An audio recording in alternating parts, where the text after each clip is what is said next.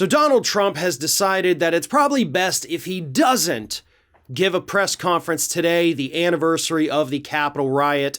He had been planning it for a couple weeks and then suddenly just 2 days ago says, I'm not doing it. Which honestly is probably the best thing the Republican Party could have hoped for. But not all Republicans are celebrating. Oh no, there's a couple that are super pissed that Donald Trump decided to cancel this event, and nobody is angrier right now than Steve Bannon.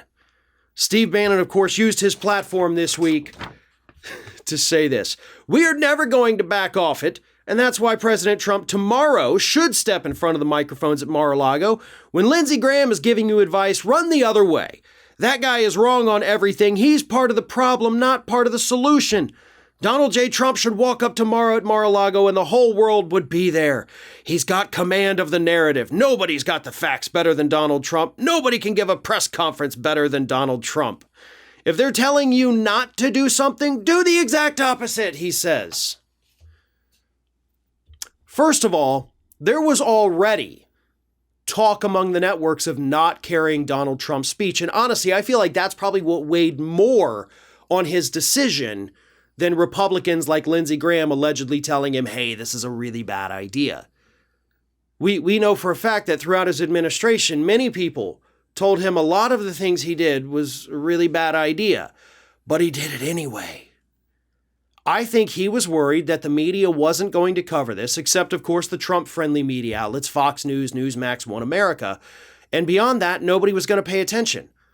He would be barking in the dark, which is exactly what should have happened if he had given this speech. Everybody who's been watching this knows that I had already pledged I wasn't going to watch it, I wasn't going to cover it. And I encouraged everybody else to do the same. Now that's not an issue, because it's not a thing that's going to happen today. And again, the Republican Party gets to benefit from that. Because Donald Trump would have gone out there and spread more lies. He would have gone out there and defended the people that stormed the Capitol at a time when most Americans are already getting pissed off that these people aren't being sentenced harshly enough. More on that coming up in a segment later. But either way, Steve Bannon is 100% wrong here. Everything he said in his statement is wrong. Trump does not have command of the narrative.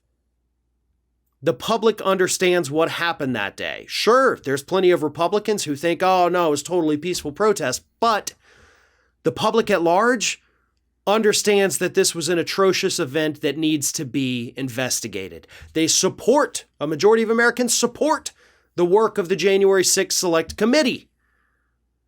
So Steve Bannon, I know you're supposed to be this kind of brilliant strategist, but really, if you can't see how damaging this would have been for Donald Trump, then you're clearly not as smart as you like to think that you are. Certainly not as smart as Republicans give you credit for being. This would have been a horrible move by the Republican Party. They would have had to go and play cleanup for the next couple of weeks based on what Donald Trump was expected to say that day. And of course, I say expected to say because he already laid it out in his announcement that he was going to do this to begin with. He was going to spread election lies. He was going to defend the Capitol rioters and basically make a complete fool of himself.